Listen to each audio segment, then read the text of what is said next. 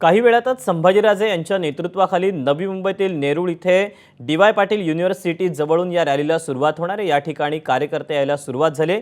शेकडो गाड्यांचा ताफा नेरूळ इथे जमला असून जोरदार घोषणाबाजी होते। या आंदोलकांशी संवाद साधलाय विनायक पाटीलने।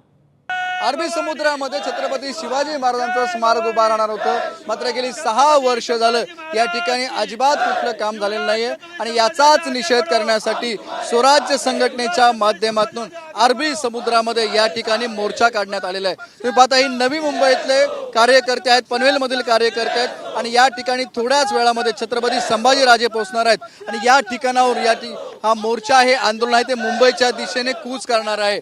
बीजेपीने आश्वासन दिलं होतं, मात्र कुठल्याही प्रकारच्या याच्यामध्ये काम झालेलं नाही आणि म्हणूनच हे मोर्चा या ठिकाणी निघालेला आहे। आपल्याबरोबर या ठिकाणी आंदोलक आहेत, आपण त्यांच्याशी बोलूया।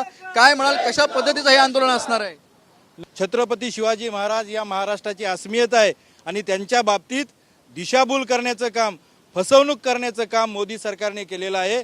त्यावेळी असणारं शिवसेनेचं म्हणजे त्याच्यात उद्धव ठाकरे असतील, आत्ताचे देवेंद्र फडणवीस साहेब असतील आणि आत्ता असणारे सगळे राज्यकर्ते असतील, म्हणजे यांनाही 2.5 वर्ष भेटलेले होते, त्यांनीही काय केलं नाही। म्हणजे छत्रपतींचं फक्त नाव घ्यायचं, इलेक्शन लढवायचे, निवडणुका लढवायचे आणि त्याच्यानंतर ह्या महाराष्ट्राच्या अस्मिता असणाऱ्या छत्रपतींना त्या ठिकाणी अपमानित करायचं काम या सरकारने केलेलं आहे। मोदीजींनी जलपूजन केलेलं आहे, जे म्हणतात मी विकास घडवतो, देश घडवतो, देशाची प्रतिमा उज्ज्वल करतो।